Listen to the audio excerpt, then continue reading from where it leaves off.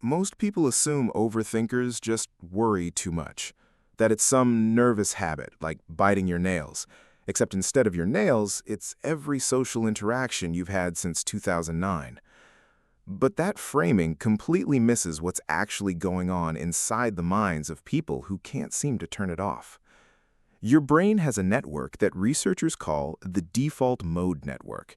It fires up the moment you stop focusing on the outside world, taking care of introspection, future imagining, replaying the past, and reading social situations. In people who overthink, that network runs constantly, exhaustingly loud. But the more interesting question isn't which brain network is involved, it's why it won't stop, and what it's actually trying to achieve.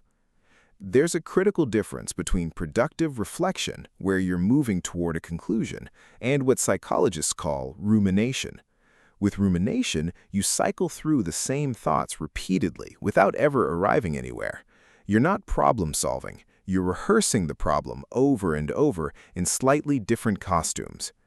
Research shows this doesn't just feel bad in the moment, it amplifies negative emotions and preserves them like amber. The frustrating irony is that you keep thinking because some part of you believes that if you just think long and hard enough, you'll eventually land on the thing that makes it okay. Sadly, you won't.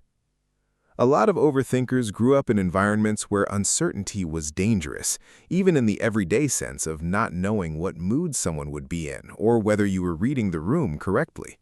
Your brain learned very young that thinking ahead was how you stayed safe. It was adaptive and smart. The problem is that you're still doing it in situations where you don't need to.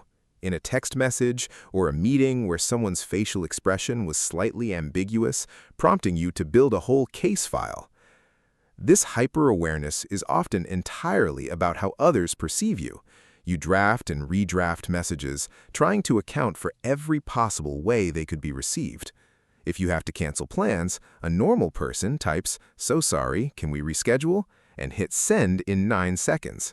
An overthinker spends 20 minutes rewriting it, worrying if sorry implies guilt or if reschedule sounds presumptuous, only to send something almost identical to the original anyway. The cruelest part is that this deep empathy is rarely extended inward. You will spend 40 minutes convincing a friend they aren't a burden, and then lie awake convincing yourself that you are one. Furthermore, trying to just stop thinking triggers what psychologists call the rebound effect. Telling yourself to stop worrying neurologically sets you up for the thought to flood back worse than before. Understanding this won't automatically make it stop. The goal isn't a quieter mind. Chasing that just adds another layer of frustration. The goal is to look at a spiral and say, I see what you're doing. I know why you're doing it, and I'm going to decide how much of my evening you actually get.